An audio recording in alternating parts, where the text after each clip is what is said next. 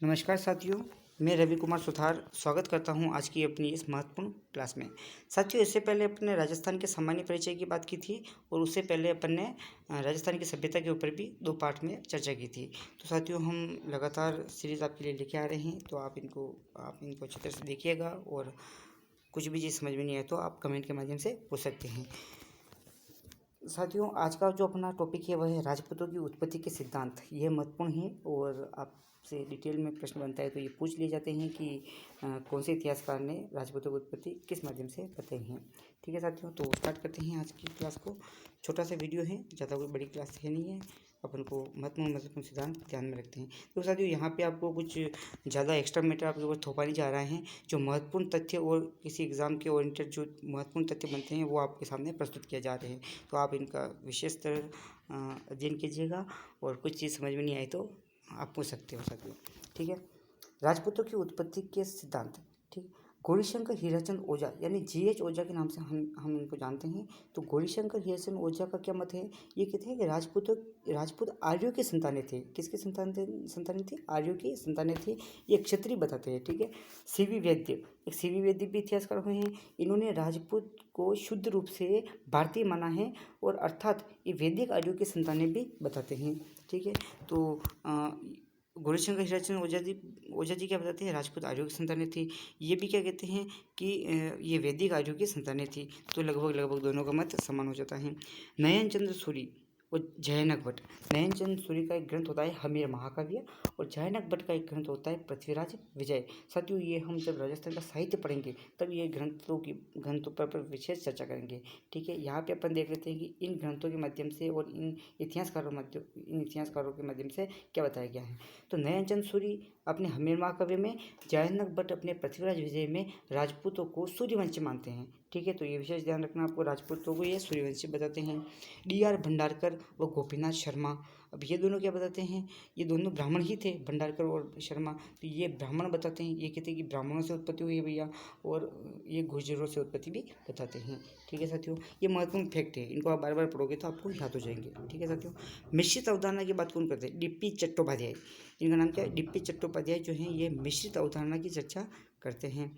अभी क्या बताते हैं? ये कहते हैं कि शक, सीथियन, हुण और कुषाण प्लस भारतीयों के साथ अब देखो, ये जो शक, सीथियन, हुण, कुषाण तो जो थे, जो विदेशी जातियाँ थे, ये इन्होंने क्या किया कि भारतीयों के साथ वैवाहिक संबंध स्थापित किए और उनसे जो उत्पन्न हुए वो क्या थे? राजपूत थे। ये बात करते हैं कौन? DP चट्टोपाध्याय। ठीक है, राजपूतों को 5वीं जाति की संज्ञा कर्नल टोड ने दी थी। अब कर्नल टोड कहते हैं राजपूतों 5वीं जाति की संज्ञा है। ठीक है, DP चट्टोपाध्याय कहते हैं राजपूत ना तो देसी थे न विदेशी थे। क्या थे? अभी कहते हैं ना तो देसी है नहीं विदेशी है, यानी देसी और विदेशी का भी मिश्रण है, इसलिए तो इनका मत मिश्रित अवधारणा का है।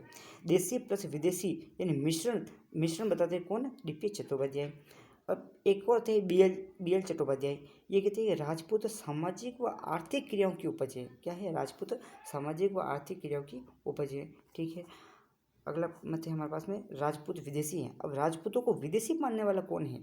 यह मत कर्नल जेम्स टोड थे। देखो, जो जैसा अपनी धारणा रखता है, जो अपने विचार रखते हैं, तो उसके आधार पर बताया। अब टोड साहब विदेशी थे तो इन्होंने बोल दिया विदेशी हैं। ठीक है, तो आपको क्या ये मत विशेष तरह याद रखने हैं क्योंकि पूछ लिए जाते हैं, तो अपन को तो ये मानना है जो ये बता रहे हैं। ठीक है साथियों, ठीक है, राजपूत विदेशी हैं, यह मत कर्नल जेम्स टोड का है। मत का समर्थन, अब इस मत का समर्थन कौन करते हैं? सूर्यमल मिश्रण करते हैं और नयनचंद सूरी भी इसका समर्थन करते हैं। कर्नल टोड कहते हैं कि शक प्लस सीथियन के थे। विंसेंट स्मिथ कहते हैं यूची, हुणों और गुजरों की संतानें हैं।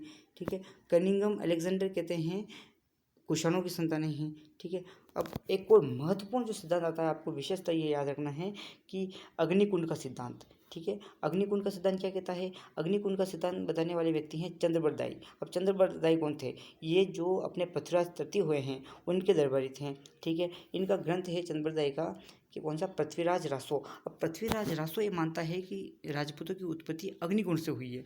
ठीक है साथियों, अब इसमें कहानी बताई गई है कि वशिष्ठ मुनि ने आबू पर्वत पर यज्ञ किया था और उससे 4 जातियाँ उत्पन्न हुई राजपूतों की। कौन से? प्रतिहार, परमार, चालुक्य को सोलंकी भी बोलते हैं, और चौहान। प्रतिहार, परमार, चालुक्य, चौहान।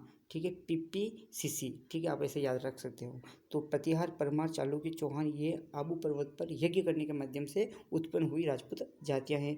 तो ये मत मानता है पृथ्वीराज रासो, जो अग्निकुंड सिद्धांत का के नाम से जाना जाता है। ठीक है साथियों, अब ये पृथ्वीराज जो रासो है यह ग्रंथ 18 भागों में है। ये अपन साहित्य में विशेष पढ़ेंगे। 8 भाग इसका चतुर्भाई लिखता है, 4 भाग जलहन लिखता है, ठीक है, और 6 भाग जलहन कौन पुत्र होता है इसका, ठीक है, और 6 भाग राजाबाई लिखती हैं। और ग्रंथ के उद्धारक कर्नल टोड माने जाते हैं। इस पृथ्वीराज ग्रंथ रासो के जो ग्रंथ के उद्धारक माने जाते हैं वो कौन, कर्नल टोड माने जाते हैं साथियों। तो ये महत्वपूर्ण तथ्य थे साथियों, इनको आप विशेष देखिएगा और ज़्यादा लंबा है नहीं है, और इन्हीं तथ्यों से अपना प्रश्न बन जाता है। इसलिए आप लोगों को क्या जो गाइडें होती है उन पर ज़्यादा विश्वास क्या, उनमें क्या बहुत ज़्यादा बताया हुआ होता है, तो स्टूडेंट कन्फ्यूज हो जाता है। तो आपको बिल्कुल नोट्स के माध्यम से पढ़ना है। और तो साथियों, क्लास कैसी लगी आपको कमेंट के माध्यम से ज़रूर बताइएगा और अधिक से अधिक शेयर कीजिए। ओके साथियों, आज के लिए इतना ही, और अब हम अगली क्लास में राजवंश स्टार्ट करेंगे। राजस्थान के एक एक राजवंश पर अपनी विशेष चर्चा करेंगे। तब तक के लिए अपना ख्याल रखिएगा। जय हिंद, जय भारत। मिलते हैं अपनी अगली कक्षा में। ठीक है साथियों, ओके, धन्यवाद।